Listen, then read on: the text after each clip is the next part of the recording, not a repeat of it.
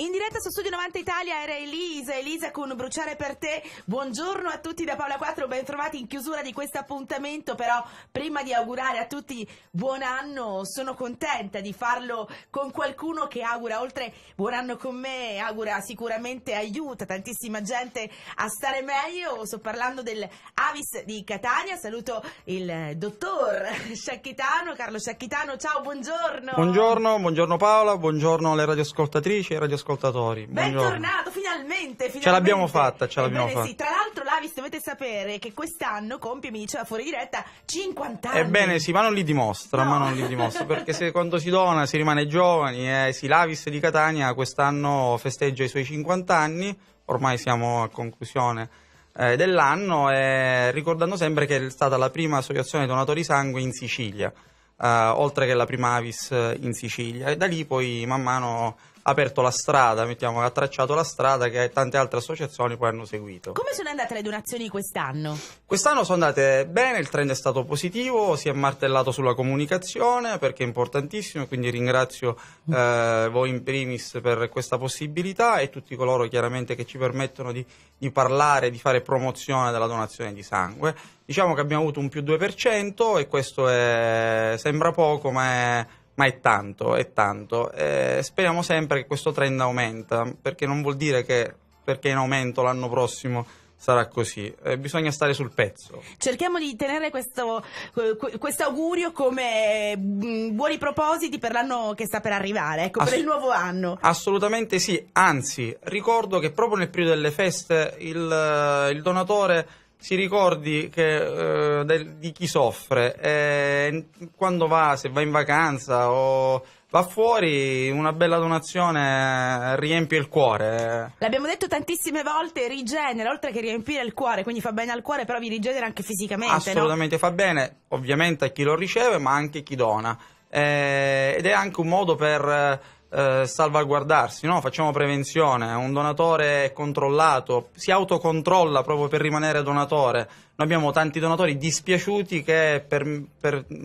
alcune patologie che poi sopravvengono non possono più donare, o per sopraggiunti limiti di età, o quando fanno la predonazione gli viene scoperto, che ovviamente il limite di età è circa 70 anni, no? Prima era 65, ora è 70, se lo sei già donatore, quindi questo è un importante passo avanti, perché a 70 anni sei giovani, no? Ancora non è i 65 anni fa, di 65 anni, di 30 anni fa o 40 anni fa, quindi alla grande, può aumentare il parco donatori, mettiamo così. Ricordiamo anche il sito dell'Avis, www.aviscatania.it, perché loro hanno un sito aggiornatissimo, bellissimo, sì. È ricco di tante novità, quindi potete andare anche a spulciare. E l'anno prossimo altre lo modificheremo, perché chiaramente si migliora, no? Tutto è migliorabile, anche il sito noi andremo a migliorarlo, renderlo più efficiente e più interattivo. Quali consigli possiamo dare a chi, lo diciamo ancora una volta, giusto per sensibilizzare anche la gente a donare, quali sono i consigli e chi può donare? Ecco, ricordiamolo ancora una volta. Allora,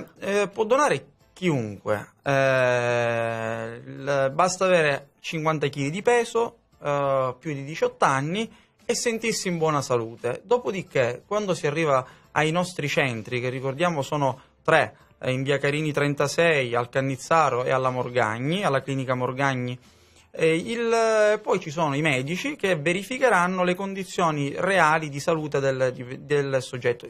Faccio un esempio: se si è influenzati è inutile andare se si ha il naso che cola, proprio detta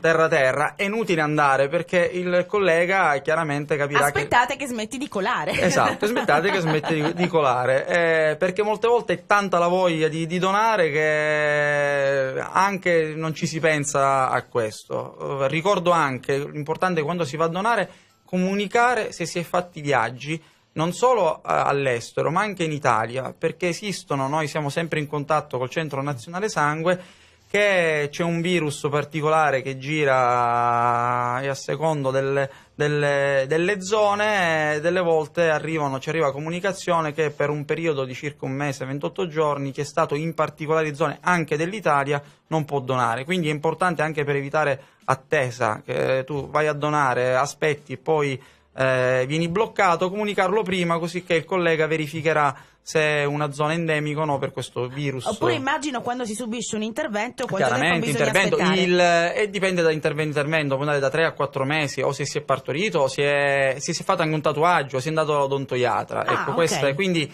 è bene, arrivato lì, verificare queste cose prima se no c'è il rischio che attendi e poi all'ultimo vieni scartato e quindi bene, per arrivare essere preparati su questo. Male che vada, una telefonata prima ancora di andare a donare, e così eviti anche il viaggio. Sì, perché io ho saputo proprio di persone che una volta che hanno donato la prima volta poi non ne possono fare più a meno. È un vizio, è un brutto vizio, sì, lo confermo, però un brutto vizio che fa bene. Io ci scherzo perché la donazione è sorriso, e poi dopo ci sono i cornetti caldi. Poi c'è la colazione, ma soprattutto è sapere che tu hai salvato da 1 a 3 vite umane. Io credo che un gesto così gratuito, che possa realmente mettere al primo posto il valore della vita umana, non esiste. E quindi diamo noi la possibilità a chiunque, come dico sempre, di essere eroe. Cioè, con una donazione di sangue salva da 1 a 3 vite umane. Ditemi qualche altro gesto può fare questo, periodico addirittura. È un gesto meraviglioso, senza ombra di dubbio. Ne approfitto per salutare tutti i donatori